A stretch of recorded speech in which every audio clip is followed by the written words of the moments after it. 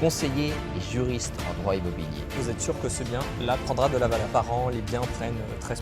Les lieux, à mon avis, qui sont les plus intéressants pour acheter. Il peut mettre jusqu'à 15-20 millions en Bulgarie. Ne sont pas des officiers ministériels aussi bons que les officiers ministériels français. Il y a beaucoup de malfaçons. Acquérir un bien immobilier dans un pays, c'est très important pour s'y implanter. Sécurité totale, impôts bas. C'est pas la faute de la Bulgarie. C'est toujours un problème personnel. C'est la vérité, bonjour à tous. L'immobilier en Bulgarie, se loger et investir, l'envers du décor avec Julien Chêne, conseiller et juriste en droit immobilier en Bulgarie. Nous allons voir un retour d'expérience sur l'achat d'un bien immobilier, le mien en l'occurrence. Nous allons étudier le processus de l'achat d'un bien, de l'acquisition en Bulgarie. Nous allons voir les enjeux de l'entrée dans l'euro en 2026, quelque chose qui a toujours un impact sur le marché immobilier. Julien, je te laisse te présenter. Merci Arthur. Écoutez, bonjour à tous. Je m'appelle Julien et je suis conseiller immobilier en Bulgarie depuis maintenant plus d'un an. Je concentre mon offre immobilière sur l'acquisition de biens à haut potentiel pour les investisseurs. Aujourd'hui, mon marché, c'est des gestionnaires de patrimoine, des investisseurs francophones. Mon objectif, c'est de les introduire à ce marché pour leur offrir les meilleures opportunités en les conseillant aussi sur les meilleures stratégies à adopter. Le marché immobilier bulgare est celui d'un pays émergent. Il a beaucoup d'opportunités, mais aussi beaucoup de risques. Et c'est ce que nous allons voir aujourd'hui avec Julien. Il y a de très bonnes affaires en Bulgarie à faire dans l'immobilier, mais il y a aussi beaucoup de très mauvaises affaires à faire, comme on a pu le voir également sur cette chaîne. Pour commencer, où acheter en Bulgarie? Pour moi, il y a deux profils, si tu veux, pour faire simple. Il y a l'acquéreur qui veut acheter pour lui et l'acquéreur qui veut acheter dans un but de faire une plus-value. Parce que je pense qu'on en parlera un peu plus tard, mais le point le plus important en fait du marché bulgare quand on parle d'investissement, c'est cette opportunité de faire de la plus-value sur le long terme grâce à deux choses principales. La première, c'est qu'au niveau fiscal, après 3 ans de détention d'un bien acheté, on bénéficie d'exonération totale sur la plus-value, donc vous ne payez pas d'impôt sur la plus-value. Et ensuite, la croissance du marché immobilier bulgare, ce qui fait que même si vous achetez à peu près n'importe quoi aujourd'hui, vous êtes sûr que ce bien-là prendra de la valeur. Entre 2020 et 2024, il y a une croissance d'environ 68% du marché, 70%. Par an, les biens prennent 13%. Rien que sur 2024, donc on est en juillet, à laquelle on tourne cette vidéo, on a dû bien prendre 10% encore. C'est très important. L'opportunité la plus exceptionnelle qui arrive cette année-là, ça va être avec le passage de l'euro qui aura lieu dans 6 mois officiellement, donc au 1er janvier 2025. Si on observe la tendance générale qui est que les prix ont tendance à augmenter depuis plusieurs années, que ça va continuer, plus passage de l'euro. En fait, c'est vraiment le moment de s'intéresser à l'immobilier en Bulgarie. Moi, ça fait 1 an que je parle de cette hausse de prix. Il n'y a pas eu un intérêt qu'il y aurait dû avoir sur la Bulgarie. C'est pour ça que je fais aussi un travail de mise en valeur de l'immobilier en Bulgarie et qu'aujourd'hui, je vise des investisseurs pour les convaincre de placer leur argent en Bulgarie. Par ailleurs, je représente un cabinet d'avocats et comptables bulgares. Donc si vous souhaitez établir une société en Bulgarie en tant que véhicule d'investissement pour l'immobilier, n'hésitez pas à me contacter et Julien pourra vous accompagner dans le choix et les démarches d'acquisition du bien. Effectivement, cette entrée dans l'euro de la Bulgarie, ça nous fait penser un petit peu à la France des années 90, avant l'explosion, l'augmentation des prix. Pour information, le leva est une devise qui est déjà indexée à l'euro et l'augmentation des prix, elle sera réglementée en Bulgarie l'année du passage à l'euro, sauf pour un marché, pour l'immobilier. Exactement. Il y a eu quand même... je pense dans la sphère expatriée et dans la sphère internet une certaine peur d'augmentation des prix suite à cette annonce de l'euro. Mais en vérité, l'augmentation de prix va surtout se focaliser sur l'immobilier. Exactement. Et il ne faut pas trop avoir peur en fait de l'augmentation des prix à la consommation. Votre cash cavale ne va pas augmenter de prix à cause du passage de l'euro. Tous les prix augmentent de toute façon du fait de l'inflation qui est généralisée. Euro ou pas euro, c'est ça. La Hongrie n'a pas l'euro, oui, il faut être rationnel. La Pologne n'a pas l'euro, les prix augmentent. En revanche, là où effectivement il va y avoir une augmentation des prix, dont l'euro est un facteur aggravant ou contribuant, selon votre position sur le marché, l'immobilier va être définitivement un facteur. Tout à fait. Les lieux, à mon avis, qui sont les plus intéressants pour acheter, numéro 1, Sofia. Je mets même Sofia numéro 1 avant la mer Noire, parce que c'est le lieu avec le plus de croissance démographique. Il faut savoir qu'en Bulgarie, la population, elle diminue, sauf à Sofia, Plovdiv et sur la mer. Voilà. Donc c'est là les endroits les plus intéressants où acheter. Sofia est quand même la capitale, la ville la plus dynamique. Également, autre endroit intéressant, c'est la ville de Plovdiv, et puis les villes de Varna, Burgas et d'autres villes secondaires de la côte comme Pomorie, Nesebar, Sozopol, Svetivlas, Sunny Beach, etc., etc. Tout à fait. Je vais donner mon avis là-dessus si tu veux bien. Bien sûr. Quand on achète un actif, que ce soit pour soi ou pour de l'investissement en tout cas, il faut considérer la variable liquidité. Donc est-ce que ensuite je vais pouvoir revendre le bien? L'inconvénient est bien d'acheter dans toutes les petites villes bulgares où les prix d'ailleurs n'ont pas beaucoup augmenté. Ouais. C'est-à-dire que ça c'est on va dire un secret d'insider, mais l'augmentation des prix, c'est les chiffres publics ont été considérablement concentrés et ont été principalement sur les biens en fait dans les grandes villes ou dans les villes attractives où justement il y a de l'activité économique, il y a de la croissance et il y a des gens de l'activité. Enfin, si vous achetez dans des petites villes, vous pouvez faire des bonnes affaires parce que forcément les prix de l'immobilier sont encore très faibles. Et si vous voulez vous installer peut-être avec votre famille dans une petite ville calme, ça peut être un intérêt. Et par contre, si vous parlez d'investissement et que vous voulez vraiment gérer votre patrimoine au mieux, dans ce cas-là, il faut rester sur des classiques, c'est-à-dire Sofia. La mer Noire, ça marche très bien. Plovdiv, un peu moins, je trouve. De manière secondaire. Voilà. Plovdiv, quand même. Et après, selon votre budget, adaptez l'achat. Voilà. Et puis après, il y a la question du goût personnel. Effectivement, si vous souhaitez vivre dans un lieu, la campagne peut être une solution adaptée. Maintenant, si vous installez en campagne, n'allez pas n'importe où, parce qu'une grande partie de la campagne bulgare n'est simplement pas intéressante, les infrastructures sont mauvaises.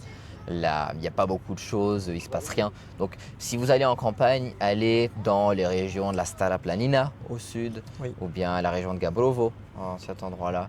Il y a quelques spots de campagne qui sont intéressants. N'hésitez pas à nous contacter si vous avez une question sur un lieu spécifique et on saura vous orienter. N'hésitez pas à nous écrire en commentaire vos questions. Je serai là pour répondre, ainsi qu'Arthur, qui est super bon. De même. Merci. Très bien, maintenant qu'on sait où acheter, comment on fait? Comment est-ce qu'on cherche un bien? Comment ça se passe? Je suis là. Non, plus sérieusement. Eh bien, quand on cherche un bien, il y a plusieurs stratégies. La stratégie j'y vais tout seul, qui peut fonctionner d'ailleurs, c'est-à-dire vous allez chercher des annonces sur les sites principaux qui sont disponibles en Bulgarie. Et ensuite, vous faites vos appels et puis vous essayez d'obtenir des informations sur les biens, vous organisez des visites et puis vous faites une offre si tout se passe bien et ensuite vous allez signer et réitérer la vente chez le notaire. Voilà, donc ça c'est la partie, c'est très simple.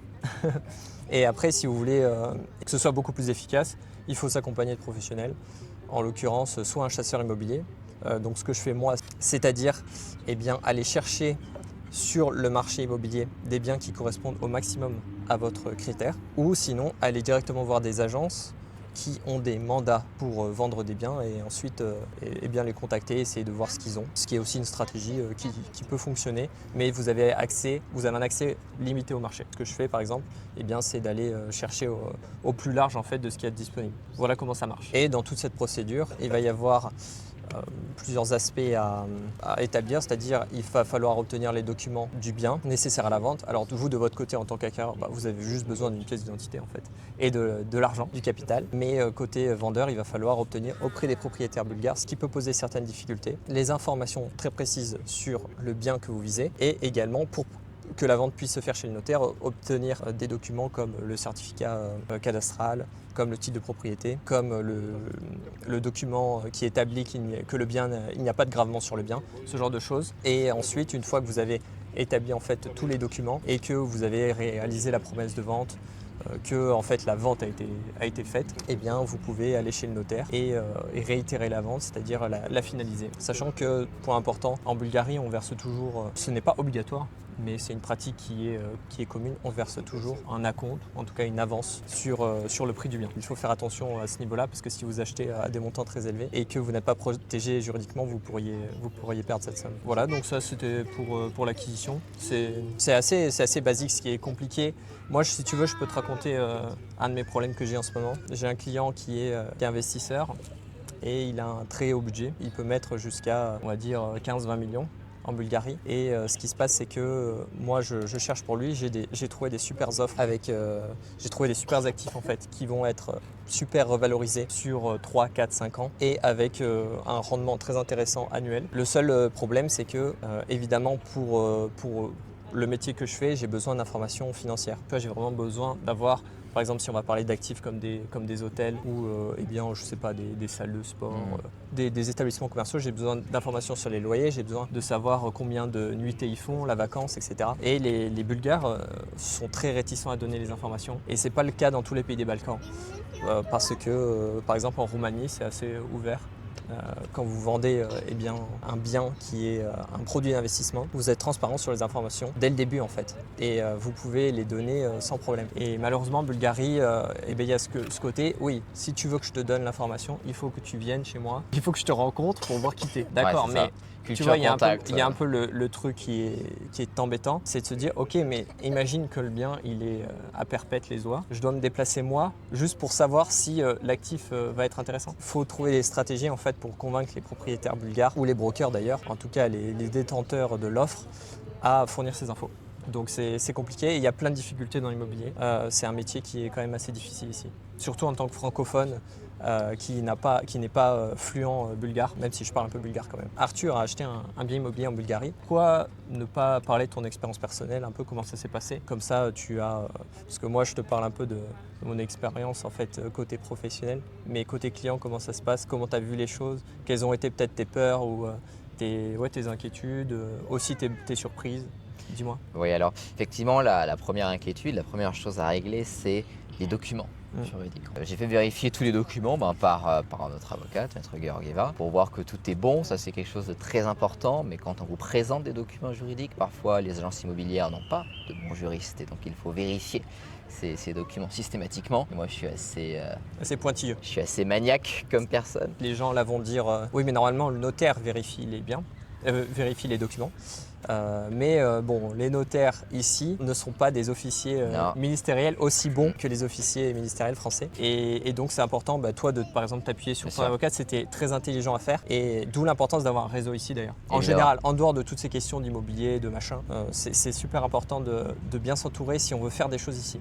Tout seul, on n'arrive à rien. Effectivement, n'oubliez pas dans les précédentes vidéos ce que j'ai dit sur la négligence en Bulgarie, le premier défaut du pays. Il faut bien s'entourer et vérifier tous les documents. Autre chose sur l'expérience de l'achat du bien, moi, une de mes premières inquiétudes, c'était l'intégrité physique du bâtiment. Parce qu'on n'est pas en France où on a toute une ribambelle de normes qui ont pour effet négatif d'augmenter les coûts, certes, mais qui également donnent une garantie de qualité. Le problème est qu'en Bulgarie, quand on achète quelque chose, y compris si c'est du neuf, il y a beaucoup de malfaçons, beaucoup de biens qui ont des défauts dans l'intégrité physique du bâtiment. Et plus tard, dans 5, 10, 15 ans, bonjour la facture salée de rénovation qui va en suivre. Donc j'ai un ami bulgare qui travaille dans la construction, tout simplement. Et donc je lui ai demandé de vérifier le bien avant de l'acheter. Donc j'ai demandé à mon ami de checker le bien et j'ai fait un audit bancaire.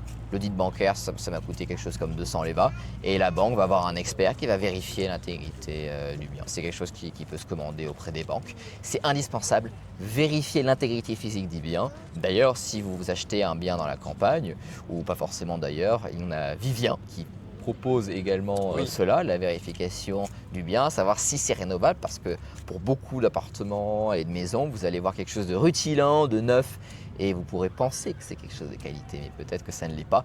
Donc faites-le vérifier par Vivien, et ou par votre banque, et ou par un professionnel de la construction et du génie civil. La question, c'est juste que quelqu'un passe derrière, qui s'y connaisse. C'est ça, quelqu'un qui s'y connaisse, ça c'est très important. On va passer maintenant à la partie de la transaction, parce qu'on sait où acheter, on a notre bien, on a l'agent immobilier, on a notre juriste, notre avocat, on a tout ce qu'il faut là. Et maintenant, il faut faire la transaction. Comment on fait pour acheter ce bien? Est-ce que déjà je l'achète en nom propre ou avec ma personne physique? Ça, c'est une chose à voir. Alors, vous pouvez faire les deux. Sachez qu'en tant que Français, vous pouvez acheter le bien en nom propre en Bulgarie. Vous pouvez l'acheter même avec un compte bancaire français. Il n'y a pas de limite à ce niveau-là. Les transactions immobilières sont déjà en euros en Bulgarie et bien sûr elles le seront à l'avenir, comme vous savez. Effectivement, si vous voulez un véhicule d'investissement, il vaut mieux que ce soit avec une société parce que ce sera plus simple à déclarer. Je m'explique. Si vous achetez simplement un logement pour y vivre, évidemment vous l'achetez en nom propre. Maintenant, si vous voulez le mettre à la location à visée commerciale, que vous souhaitez avoir plusieurs logements, que vous souhaitez scale cette activité, que vous souhaitez faire la location touristique et la location courte durée, dans ces cas-là, il est préférable de passer par une société. Comme ça, vous allez avoir une comptabilité qui sera moins coûteuse, qui sera plus simple, parce que les déclarations des personnes physiques sont plus compliquées en Bulgarie, tandis que les sociétés sont plus simples. C'est un peu l'inverse de la France. En Bulgarie, c'est plus simple d'avoir une société, mais en contrepartie, c'est un petit peu plus compliqué de déclarer les personnes physiques. Donc il vaut mieux passer par une société si vous souhaitez avoir beaucoup de biens immobiliers, si vous souhaitez en avoir 2, 3, 4 et que vous les mettez en location. Si vous n'en avez qu'un seul, vous embêtez pas avec une société, mais si vous souhaitez vraiment scale cette activité, il vaut mieux passer par une société. Oui, on s'était dit d'ailleurs entre nous, comme règle intéressante, pour les biens, disons, qui ne sont pas des actifs complexes, on s'était dit, à partir de 3 biens, c'est plus intéressant d'ouvrir une boîte que de ne pas ouvrir. C'est un bon chiffre. C'est beaucoup plus intéressant. Et puis même, si vous avez une société dès le départ, vous disposez de ce véhicule d'investissement qui vous permettra d'acquérir de manière opérationnelle et immédiate les biens quand vous en aurez besoin. Parce qu'il faut savoir qu'en Bulgarie, le temps qui s'est passé, moi, entre le moment où j'ai cherché l'appartement, où je me suis dit je veux acheter quelque chose, et le moment où la transaction a été faite, 3 semaines. Oui. Vous n'êtes pas en France. Ici, c'est beaucoup plus rapide. Donc, il vous faut un véhicule qui soit opérationnel pour le moment où vous souhaitez acquérir des biens. Et avec l'entreprise d'Arthur, c'est très, très facile d'ouvrir une société. Dès que de toute façon on achète un actif complexe ou dès qu'il y a une comptabilité importante, par exemple si vous faites de la location sous location, si vous faites de la location type Airbnb, Booking, donc courte durée ou saisonnière, de toute façon automatiquement ça passe par société parce que vous allez avoir plein de factures, des entrées-sorties et donc ça vous n'allez pas le déclarer en tant que personne physique. Vous savez, à force de parler à des investisseurs immobiliers et pas seulement immobiliers d'ailleurs, ce qu'on vous dit c'est les riches n'ont rien en nom propre. Au niveau de l'héritage et la transmission du patrimoine, en fait, il y a des stratégies, on va peut-être pas développer d'ailleurs. On va pas développer ça, mais vous nous contactez, mais effectivement dans le cadre de il y a des stratégies en fait d'optimisation de la transmission du patrimoine. Sachant que la succession au descendant direct en Bulgarie, 0.